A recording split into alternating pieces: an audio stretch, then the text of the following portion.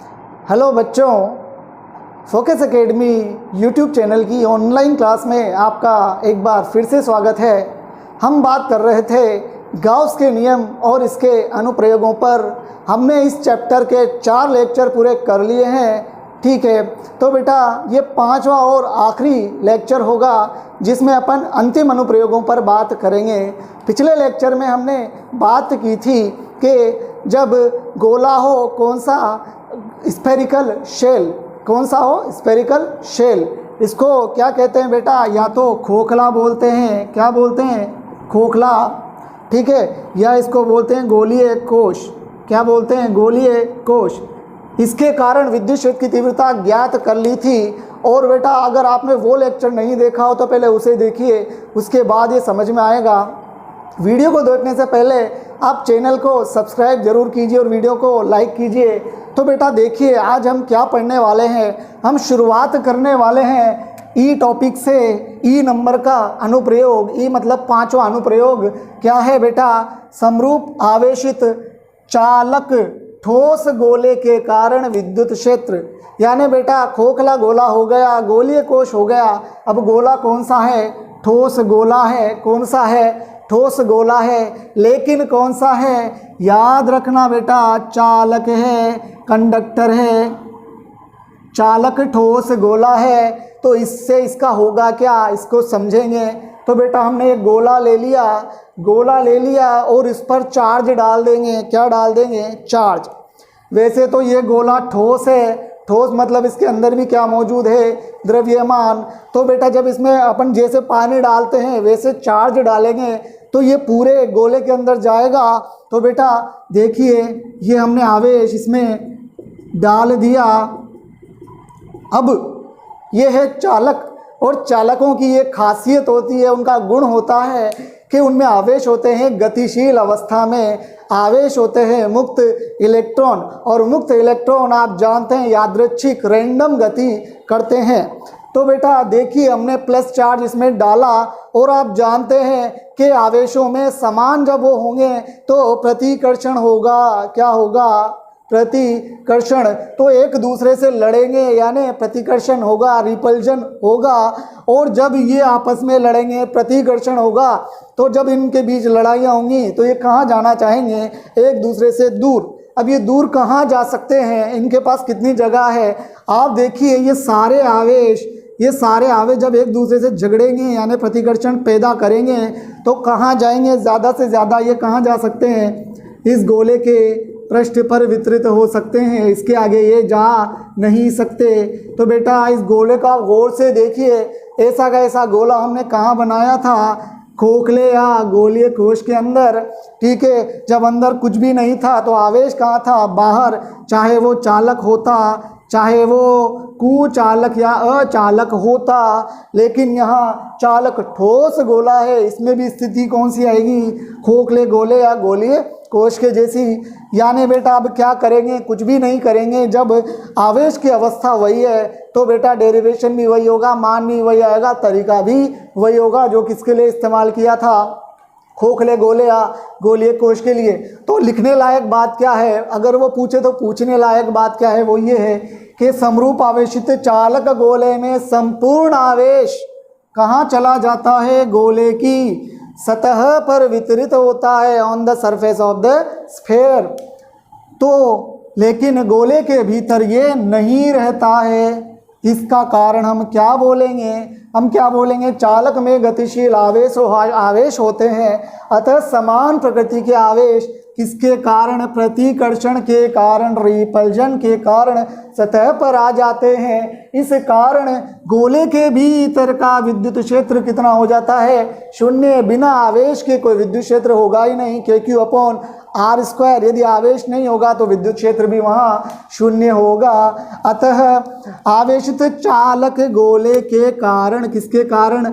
आवेशित चालक गोले के कारण विद्युत क्षेत्र पूर्व में उल्लेखित विधि द्वारा ही ज्ञात किया जाएगा। यानी पार्ट नंबर 4 अपनी वीडियो का कौन सा गोलीय कोश आप देख लें, यहाँ हमने पूरी इसकी एक्सप्लेनेशन दी है। मैं डायरेक्ट यहाँ मान लिख देता हूँ। तो ई इन कितना होगा? ई इन मतलब अंदर, गोले के अंदर तो बेटा गोले के अंदर विद्युत क्षेत्र सबसे पहले हमने क्या निकाला था, ई आउट। पहले कहाँ ई आउट, तो जब पी बिंदु कहाँ हो, बाहर हो और ये आर दूरी पर हो और गोले की जो त्रिज्या है वो कैपिटल आर हो, तो बेटा क्या होगा, इसका मान हम पहले निकाल चुके हैं। ऊपर सिग्मा लिखो, नीचे एप्सिलॉन नॉट लिखो, ऊपर कैपिटल आर स्क्वायर लिखो, नीचे क्या लिखोगे, स्मॉल आर स्क्वायर। और दूसरी स्थिति में हमने कहा था ये कहाँ आ जाए, सतह पर, ये तो है बाहर, फिर कहाँ आ जाए हम, सतह पर।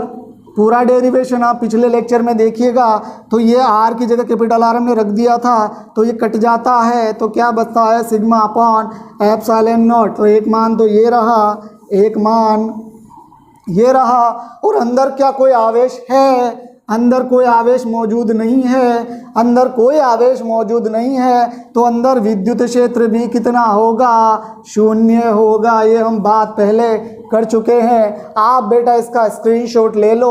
वैसे तो अगर इससे जो क्वेश्चन आया तो डेरिवेशन कैसे करना है बात समझाने की ज़रूरत नहीं है, कैसे करना है, गोलीय कोश या खोखले गोले के जैसे।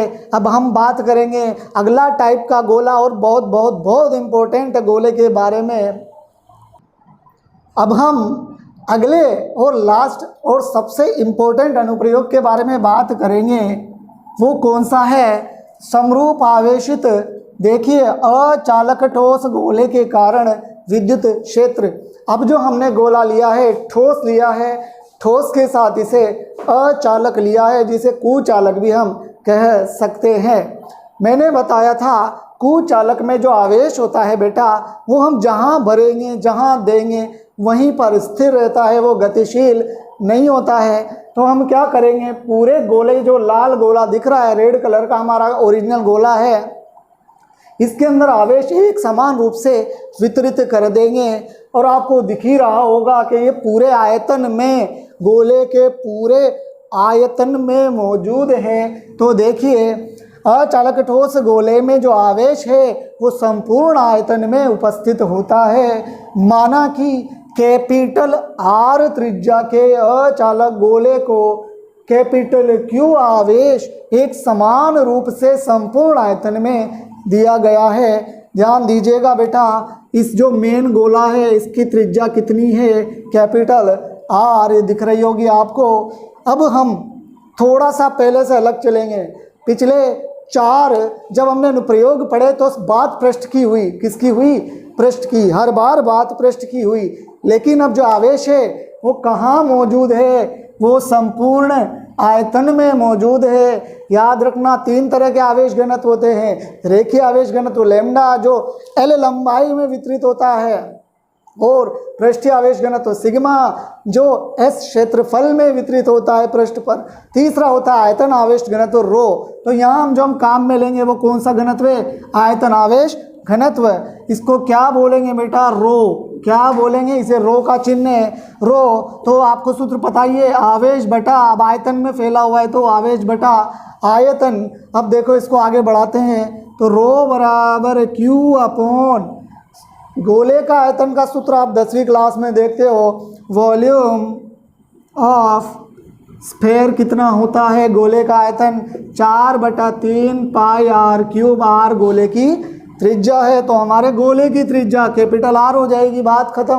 तो यहाँ आयतन आएगा, वी की जगह क्या लिख देंगे, 4/3 pi capital R cube, 4/3 capital R pi into capital R cube, 4/3 pi R cube. तो बेटा एक तो ये आ गया, और इसके अलावा जब हमें क्यू का सूत्र चाहिए होगा तो इसको वहाँ भेज दो, रो इंटू क्या हो जाएगा, 4/3 पाई कैपिटल आर क्यूब। इसको फिलहाल यहीं पर क्या दे देते हैं, विराम, और इसको समीकरण 1 बोलते हैं। अब आगे की बात करते हैं, पहले कर भी चुके हैं। गोले के केंद्र ओ से, ये लिखना भूल गए, ओ से स्मॉल आर दूरी पर हम क्या लेंगे, स्मॉल आर दूरी पर स्थित बिंदु पी पर हमें क्या ज्ञात करनी है बेटा, विद्युत क्षेत्र की तीव्रता ज्ञात करनी है। क्या ज्ञात करनी है, विद्युत क्षेत्र की तीव्रता। अब हम यहाँ इसकी 3 स्थितियों पर बात करेंगे बेटा, कितनी, 3। देखो कर लो। सबसे पहले हम बाहर जाएंगे, तो एक बार बिंदु पी कहाँ है, गोले के बाहर। एक बार हम उसकी सतह पर आ जाएंगे तो देखो स्थिति नंबर 1, स्थिति नंबर 2, दूरी कितनी स्मॉल r। तो जब दूसरी स्थिति की बात करेंगे तो स्मॉल r दूरी पर स्थित बिंदु P यहाँ आ जाएगा, यानी कहाँ आ जाएगा, सतह पर आ जाएगा। तीसरी स्थिति में गोले के भीतर आ जाएगा, तो गोले के भीतर यानी तीसरी अवस्था हमने यहाँ ली है, बिंदु P की दूरी हमेशा स्मॉल r ही आएगी। ठीक है, तो पहली स्थिति कौन सी, जब बिंदु P गोले के बाहर हो यानी small r is greater than capital R, small r बड़ा है कैपिटल R से। ठीक है, दूसरी स्थिति जब गोले की सतह पर हो, स्मॉल r और कैपिटल R दोनों इस स्थिति में क्या हो गए, बराबर हो गए। तीसरी स्थिति जब बिंदु P गोले के अंदर यानी भीतर स्थित हो, inside the sphere, inside the sphere में बिंदु अंदर आ जाएगा। अब हम एक एक करके पहली, दूसरी और तीसरी स्थिति के बारे में बात करेंगे। चलिए पहली स्थिति की बात करते हैं। जब बिंदु P गोले के बाहर स्थित हो, P बिंदु को हम कहाँ ले गए, r स्मॉल r दूरी पर गोले के बाहर यानी small r is greater than capital R। तो गाउस अंकल कह गए, गाउस अंकल ने क्या कहा, गाउस अंकल ने कहा कि जहां आपको विद्युत क्षेत्र तीव्रता ज्ञात करनी हो वहां पर कोई सा भी एक आकार मान लो जो आपको सही लगे। हमें कौन सा सही लगेगा, गोले के ऊपर गोला ही सही लगेगा। तो हम देखो एक काल्पनिक गोला आपको नज़र आ रहा होगा, देखो बोर्ड पर गोला नहीं बना सकता, बोर्ड पर आपको ये वृत्त लग रहा होगा, पर ये क्या है बेटा, एक काल्पनिक गोला जिसकी दूरी क्या है, जिसकी दूरी है स्मॉल r। और गाउस अंकल ने ये भी कहा था मेरे गोले के अंदर जो आवेश है उसी पर मेरा नियम काम करता है। तो आप देख सकते हैं जो ये Q आवेश है वो इस गोले के अंदर स्थित है, यानी इस स्थिति में मैं कहूँ कि गाउसियन पृष्ठ से संबद्ध आवेश मैं फॉर्मूले में क्या इस्तेमाल करता हूँ, समेशन Q। ये हमारा Q ही होगा, पूरा का पूरा Q आवेश किसके अंदर मौजूद है, गाउसियन। बेटा ये लाइन में फिर से नहीं लिखाने वाला हूँ कि हम गोलीय गाउसियन पृष्ठ की कल्पना करते हैं, पहले इतनी बार लिख चुके हैं, आप लिख लीजिएगा। तो पहली स्थिति क्या आ गई, सिग्मा Q बराबर समेशन Q बराबर Q। अब चलो आगे बढ़ते हैं, तो समेशन Q आ गया। अब हमें क्या करना है, गाउस का नियम कि कैसे इस्तेमाल करते हैं, समाकलन के द्वारा। समाकलन करने के लिए हम क्या मानते हैं, किसी बिंदु पर अल्पांश। तो चलो अल्पांश मान लेते हैं। यहाँ हमने क्या मान लिया, ds अल्पांश मान लिया, ds अल्पांश मान लिया। अब क्षेत्रफल सदिश होता है जिसकी दिशा क्षेत्रफल के लंबवत होती है, तो ds वेक्टर की दिशा यही है। और आपको पता है जो गोले के कारण विद्युत क्षेत्र होगा वो किधर होगा, अगर यहाँ से विद्युत क्षेत्र उत्पन्न हुआ तो इसके सामने ही होगा, यहाँ से हुआ तो इसके सामने ही होगा। तो इस बिंदु पर विद्युत क्षेत्र की दिशा कैसे रहेगी, बिल्कुल इसके साथ। तो ये वेक्टर की दिशा भी इधर आ गई, दोनों में कोण कितना, थीटा बराबर 0 डिग्री आगे अपने काम में आएगा। तो क्या ज्ञात करते हैं अपन, गोले से संबद्ध फ्लक्स क्या होता है, फाई। फॉर्मूला बताइए, summation E vector dot ds vector. Summation में क्या लगा दोगे, गोला, क्योंकि ये कौन सा पृष्ठ है बेटा, बंद पृष्ठ है। इसको अब देखो, इसको ओपन करो तो क्या हो जाएगा, ई ds cos थीटा, ई ds cos थीटा। थीटा कितना है, 0 डिग्री। तो फाई बराबर ई कहाँ जाएगा, बाहर, क्योंकि ई क्या है, एक समान। ई क्या है, एक समान, यानी कांस्टेंट वैल्यू समाकलन में नहीं रहती। अंदर क्या बच जाएगा, ds। और cos थीटा कितना होता है, 1, तो cos थीटा तो 1 हो जाएगा।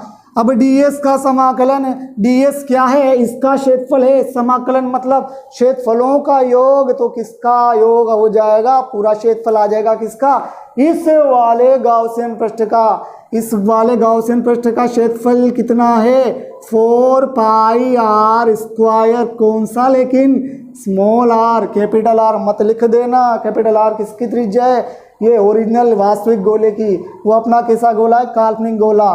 तो ds की जगह हम क्या लिख देंगे, e into 4 pi small r square, तो फाई बराबर ई 4 पाई आर स्क्वायर, इसको दे दो समीकरण नंबर 2।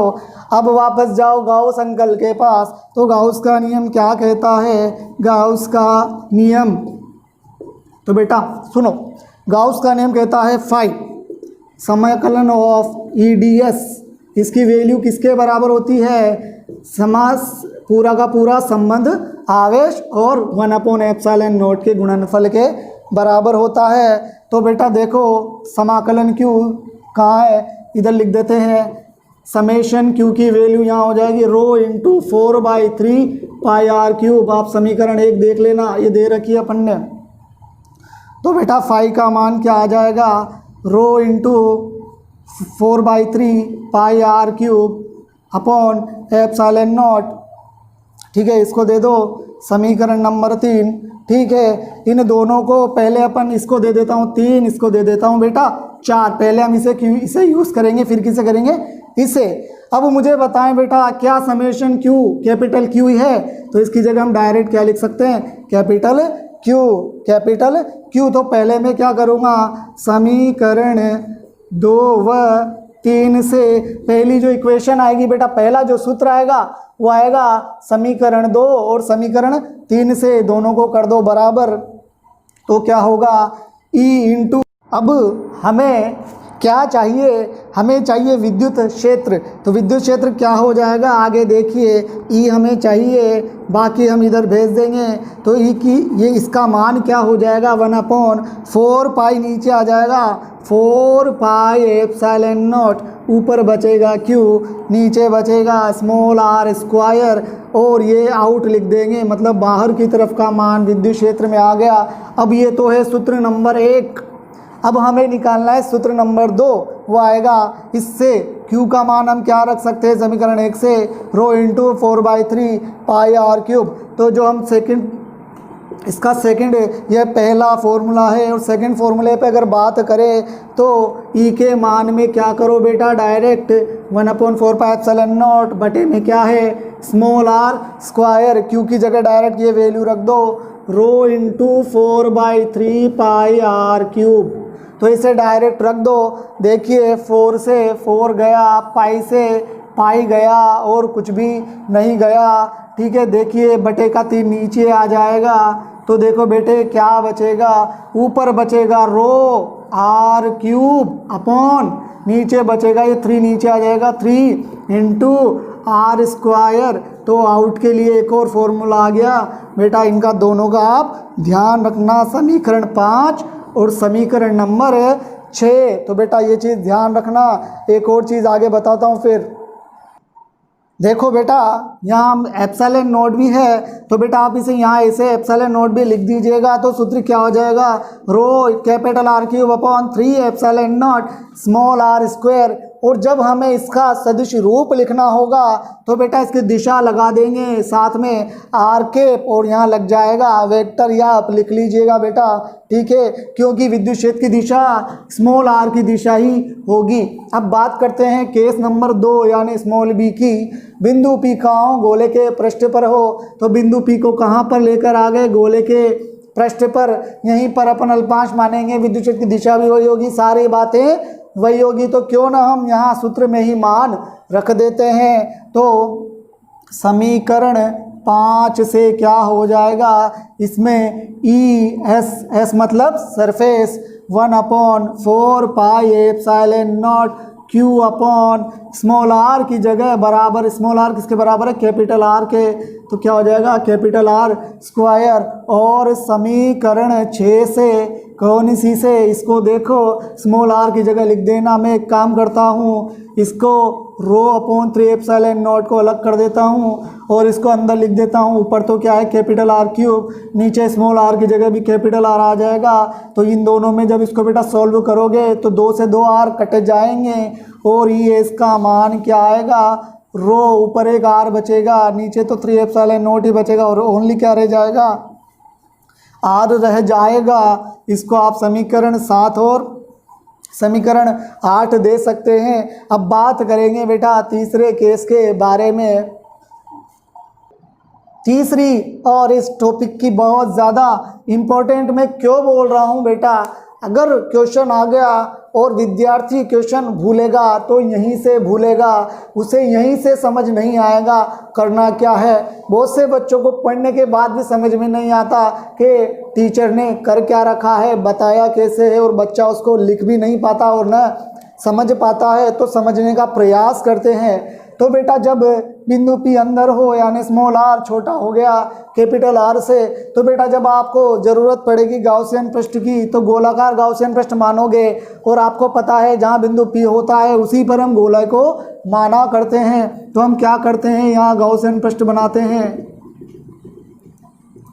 देखो क्या हुआ बेटा, इस गोले को हमने कौन सा आवेश दिया था, कैपिटल Q, लेकिन गाउस अंकल कहते हैं मेरे जो गाउसियन पृष्ठ है उसके अंदर वाला आवेश ही आप कंसीडर कर सकते हो, इसके बाहर कितना भी आवेश हो, अनंत ही हो, उसे आप गिन नहीं सकते। तो मैं मान लेता हूँ यार वो आवेश तो रहा नहीं, तो अंदर आवेश कितना बचा वो हमने मान लिया कैपिटल Q डैश। तो आप लिख सकते हो कि गाउसियन पृष्ठ से संबद्ध आवेश कितना है, समेशन Q होता है। तो ये यहाँ कितना बचा, Q डैश, क्या बचा, अब समझ में आया अपन इस स्थिति से चिन्ह का उपयोग क्यों कर रहे हैं। समेशन Q क्या होता है, जो गाउसियन पृष्ठ के अंदर होता है, जो कि कितना है, Q डैश है न कि Q।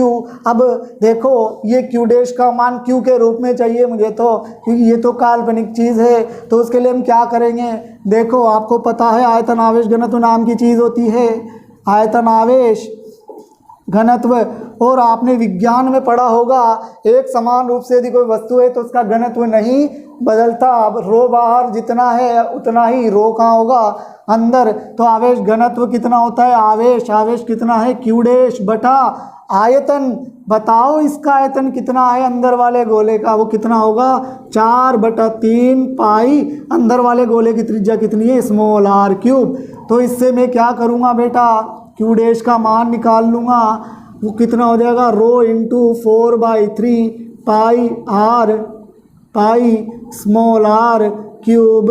इसको दे दो, समीकरण कौन सी आएगी, जो भी कौन सी आई थी अभी 8 आएगी, 8 मान लेते हैं, इसे आप ध्यान रख लेना वो क्रम। तो अब हमें Q डैश हटाना है, Q डैश क्या हटाना है, तो हम क्या करेंगे, बट हम जानते हैं रो का मान क्या आया था, पहले रो का मान पहले भी ज्ञात कर चुके हैं, जब आवेश कैपिटल Q माना था तो आयतन कितना होगा, 4/3 पाई कैपिटल R क्यूब। तो इससे क्या करते हैं, नाउ इक्वेशन नंबर 8, इक्वेशन 8 में देखो Q डैश की जगह क्या लिख देंगे, रो की जगह ये लिख दो, Q/4/3 pi capital R cube लिख दिया, और वहाँ क्या बचा, देखो ऊपर क्या बचा, 4/3 पाई स्मॉल r क्यूब। तो देखो जो चीज़ें कट रही हैं उन्हें काट दो, 4/3 से 4/3 पाई कैंसिल। तो जब Q डैश को हटाना होगा तो मैं क्या करूँगा, Q into small r cube बटा कैपिटल R क्यूब। तो इसको मैं फ़िलहाल क्या दे देता हूँ बेटा, समीकरण नंबर 2, यानी मैं Q डैश की जगह किसे यूज़ करूँगा, इसकी Q into small r cube upon capital R cube की। अब आगे देखते हैं, तो हमने Q डैश को हटाने के लिए एक फॉर्मूला बना लिया, capital Q small r cube upon capital R cube. अब ध्यान दो बेटा, ये पूरा आवेश Q था, अंदर क्या है, Q डैश, तो ये जो बाहर बच गया ये Q माइनस Q डैश आवेश है। क्या इस आवेश की कोई औचित्य होगा, कोई काम होगा, आप कहेंगे नहीं, गॉस अंकल कहेंगे नहीं, यानी इनके कारण जो विद्युत क्षेत्र होगा वो तो ज़ीरो होगा, यानी इसे अपन कंसिडर ही नहीं करेंगे। तो आप नोट लगाकर कह देंगे कि Q माइनस Q डैश के कारण विद्युत क्षेत्र कितना होगा, 0। ना भी लिखोगे तो चलेगा, लेकिन चल जाएगा काम, आप लिख दीजिएगा। अब अगली स्टेप में आपको पता है हम क्या ज्ञात करते हैं और गॉस का नियम क्या निकालता है। गॉस का नियम निकालता है क्या, विद्युत फ्लक्स। तो विद्युत फ्लक्स आपको पता है हम क्या करने वाले होते हैं, फाई बराबर समाकलन E vector dot ds vector इससे ज़्यादा नहीं समझते हैं, e बाहर आ गया, अंदर क्या बचेगा ds, और ds यानी इस पृष्ठ का समाकलन, अंदर त्रिज्या कितनी है स्मॉल r, तो फाई का मान क्या आ गया e into 4 pi small r square. समीकरण नंबर 10 हो गई। अब बट गाउस के नियम से, किसके नियम से बेटा, गाउस के नियम से। गाउस का नियम क्या कहता है, गाउस का नियम कहता है जो आपका फाई होता है, जो आपका समाकलन of E vector ds vector होता है, ये बराबर होता है आवेश, कितना है गाउसियन पृष्ठ से संबंध आवेश q dash upon epsilon note के। लेकिन q डैश आप लिख नहीं सकते क्योंकि ये क्या है, हमने माना है, ये हमको पता थोड़ी है कितना है, तो कैपिटल Q के रूप में लिखना है। समीकरण 9 से कह दो, समीकरण 9 से फाई का मान q डैश की जगह लिख दो capital Q small r cube epsilon naught आ जाएगा, और क्या आ जाएगा r क्यूब। समीकरण नंबर 11 आप कह दो। समीकरण, अब देखो फाई बराबर फाई के होता है, तो समीकरण 10 व समीकरण कौन सी से बेटा 11 से, सारे डेरिवेशन तो एक जैसे हैं, e into 4 pi small r square बराबर कितना होगा, ध्यान दो, q into small r cube upon epsilon not capital R cube. अब e का मान हमें चाहिए, e का मान चाहिए तो क्या करोगे 1 अपॉन, देखो जो जो हम जमाते हैं कैसे जमाते हैं, एक तरफ लिखते हैं 1 अपॉन 4 पाई, नीचे गया इसके साथ ले लो एप्सिलॉन नॉट को, ऊपर क्या बचा q r क्यूब अपॉन नीचे r स्क्वायर भी आ जाएगा और r क्यूब भी आ जाएगा, 2r से 2r गए तो क्या बचा e बराबर 1 upon 4 pi epsilon not q upon r cube into r। तो ये किसका मान आ गया, विद्युत क्षेत्र का। अब आप देखें इसको अपन कैसे निकालते हैं, सदिश रूप में भी लिख लेते हैं, इन लिख देता हूँ यहाँ, इन मतलब इनसाइड अंदर। तो इसका देखो पहले हमने नहीं लिखा था, वो आप खुद लिख लीजिएगा। सदिश रूप में क्या करेंगे, इसको इसके ऊपर लगा देंगे वेक्टर का चिन्ह, 1 upon 4 pi epsilon not q upon r cube into r। तो जब उसकी दिशा शामिल होगी तो दिशा क्या होगी इसकी r कैप। तो आप जानते हो r इंटू आर कैप का क्या मतलब है, सदिश का परिमाण इंटू उसकी दिशा मिलकर वेक्टर बना देती है। तो आप इसे कैसे लिख सकते हैं, मैं ऊपर लिख रहा हूँ, आप इसे लिख सकते हैं e इन बराबर 1 upon 4 pi epsilon not q into नीचे तो कैपिटल R क्यूब ही रहेगा, ये दोनों मिलकर वेक्टर बना लेंगे। तो बेटा आप इसको इस प्रकार भी लिख सकते हैं, ये क्या हो जाएगा वेक्टर। आप चाहें तो इसे दे दे समीकरण 12 और इसे दे सकते हो समीकरण नंबर 13। अब हम क्या करेंगे, देखो Q का मान क्या है, रो इंटू 4/3 कैपिटल Q का मान, अरे कैपिटल Q तो पूरे में है ना, तो इसका मान तो समीकरण 1 में ये था कि 4/3 पाई कैपिटल R क्यूब। तो रखो समीकरण नंबर 12 में, तो समीकरण 12 से बेटा सदिश वाली समीकरण में मान मत रखना, हमेशा अदिश वाली इंपॉर्टेंट होगी हमारे लिए। तो क्या हो जाएगा e इन बराबर क्या हो जाएगा 1 upon 4 pi epsilon not q की जगह रख दो रो इंटू 4/3 पाई r क्यूब अपॉन नीचे क्या है r क्यूब। इधर क्या बचेगा बेटा स्मॉल r, सॉल्व कर दो, 4 से 4 गया, पाई से पाई गया, r क्यूब से पूरा r क्यूब गया, और कुछ जा रहा है क्या नहीं। तो इन का मान क्या हो जाएगा, ऊपर बचेगा रो, इसके साथ बचेगा r अपॉन r इधर लिख देते हैं, नीचे क्या बचेगा ओनली एप्सिलॉन नॉट। और कुछ बच रहा है क्या, ध्यान दे लीजिए बेटा, ये गया तो ई इनका मान क्या आ गया sigma r into epsilon not. इसको दे दो समीकरण नंबर 13, इसको देख लेते हैं। ठीक है। बटे में इसके क्या था बेटा 1/3, तो 3 बटे में आ जाएगा। तो बेटा ये भी फॉर्मूला आपको ध्यान रखना है बेटा। डेरिवेशन थोड़ा लंबा है, आप इसको 3-4 बार कॉपी में लिख लिख कर प्रैक्टिस करोगे, अभ्यास करोगे, तब जाके आएगा। याद रखना फिजिक्स रटने का विषय नहीं है। आप एक लाइन भी रट के नहीं लिख सकते हो, आप पास भी नहीं हो सकते हो फिजिक्स में रट कर। तो बेटा ये जो डेरिवेशन है पूरा, इसके बाद आप कहाँ जाएंगे, ध्यान रखना इस पे, और इसके बाद यहाँ आएंगे। तो एक बार बेटा इसका स्क्रीनशॉट ले लीजिएगा, और इसका सदिश रूप क्या होगा इधर ही लिख देते हैं। चलो आप यहाँ तक स्क्रीनशॉट लीजिए, आगे देखते हैं, ग्राफ भी बनाएंगे।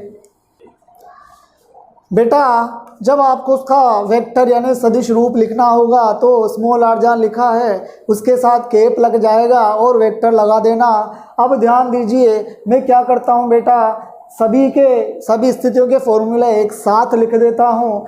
ई आउट जब बाहर बिंदु P होगा तो विद्युत क्षेत्र क्या होगा, ρ/3ε0 capital R cube upon small r square. बेटा याद रखना, रटने में ये नहीं आएगा, आराम से पहले इसकी आप प्रैक्टिस करिएगा क्वेश्चन की 4-5 बार, उसके बाद से याद करने की बस कोशिश कीजिएगा। याद ना भी हो तो बेटा डेरिवेशन याद रखिएगा। और जब अपन सतह पर आते हैं तो क्या होगा, ρ×3ε0 कैपिटल R। जब अपन अंदर आ जाते हैं तो आपने अभी इतना लंबा डेरिवेशन किया था, ρ/3ε0 स्मॉल r। और अंत में यदि आप लेना चाहें तो आप चौथा केस ले सकते हैं, केंद्र पर विद्युत क्षेत्र। बेटा केंद्र मतलब r बराबर 0, तो r 0 हो जाएगा, इसमें रख दो r का मान क्या रख दो 0, तो विद्युत क्षेत्र भी कितना हो जाएगा 0। केंद्र में कभी कोई विद्युत क्षेत्र मौजूद नहीं होगा। ई सेंटर कितना हो गया 0। अब कुछ पॉइंट्स लिख लेते हैं, इन पॉइंट्स के आधार पर हम क्या बनाएंगे, ग्राफ। और आपको पता होना चाहिए ग्राफ एग्जाम में बहुत ज़्यादा पूछा जाता है, बहुत इम्पोर्टेंट है। तो फॉर्मूले में देखकर हम संबंध निकालेंगे विद्युत क्षेत्र का। पहला देखो, जब बिंदु बाहर हो, आउट हो, तो बेटा याद रखिएगा कैपिटल R फिक्स होता है, ρ फिक्स होता है, ε0 भी फिक्स होता है। वेरिएबल कौन होता है, ओनली R।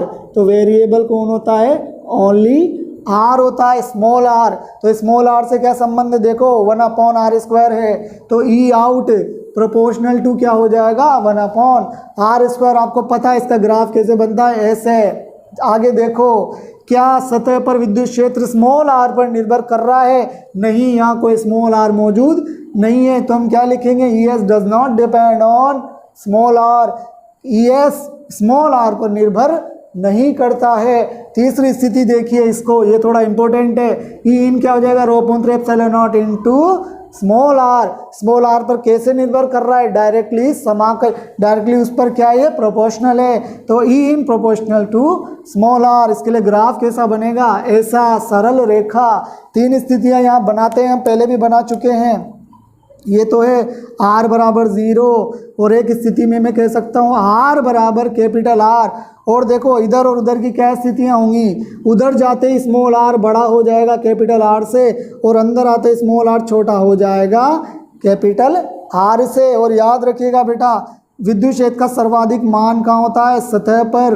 विद्युत क्षेत्र का सर्वाधिक मान कहाँ होता है, सतह पर। पृष्ठ पर विद्युत क्षेत्र सर्वाधिक होगा, जिसका मान आपको पता ही है, वो कितना है, ρ×3ε0 इंटू कैपिटल R। बात इधर की और उधर की करते हैं। तो बेटा मैं पहला पे इधर वाला ग्राफ बनाता हूँ। देखो ई इन, ये कहाँ है, अंदर, ये कहाँ है, पृष्ठ पर, और ये कहाँ है बेटा, गोले के बाहर है। अंदर देखो ई इन, इधर देखो ई इन समाकलन, ई इन प्रोपोर्शनल टू स्मॉल r। ठीक है, तो बेटा प्रोपोर्शनल का जब चिन्ह होता है तो ग्राफ कैसा बनता है, सरल रेखा। तो बेटा एकदम सरल रेखा बन जाएगी, ध्यान रखना। तो ई इन प्रोपोर्शनल टू स्मॉल r, इस पर स्मॉल r पर निर्भर कर ही नहीं रहा है। अब आगे देखते हैं, जब बाहर चले जाएंगे तो ग्राफ कैसा बनेगा, ये वाला, क्योंकि 1/r²। तो क्या हो जाएगा ग्राफ, कुछ ऐसा। बेटा टच मत कराना, अनंत तक जाएगा, ये टच नहीं कराना है, बस थोड़ा सा पहले इसे रोक देना। बेटा बहुत बड़ा था, ये डेरिवेशन बहुत बड़ा था, और ये टॉपिक बहुत इंपॉर्टेंट है। तो बेटा इसकी सबसे ज़्यादा प्रैक्टिस करनी है। एक बार आप इसका पूरे चैप्टर का रिवीजन कीजिएगा। 2 छोटे छोटे टॉपिक बाकी है, उसके बारे में हम आगे लेक्चर्स में देखेंगे। तो बेटा ये गाउस का नियम और अनुप्रयोग खत्म होते हैं, क्वेश्चन यहीं से आएगा। इसके बाद वाले लेक्चर से क्वेश्चन आने की संभावना 0.001% है और ये क्वेश्चन आएगा ही आएगा। मैंने कहा था ये चैप्टर आपको कितने नंबर देकर जाएगा, 56 में से 4 नंबर बहुत होते हैं बेटा। तो ये बड़ा सा डेरिवेशन आप 10 बार प्रैक्टिस करना, वीडियो को आप भले 10 बार देखना, एक बार में समझ में नहीं आया आप पीछे जाकर पॉज करके फिर देखिए, लिख लिख कर वीडियो देखिएगा। थैंक यू बेटा, और आप इस वीडियो को आगे पहुंचाइए।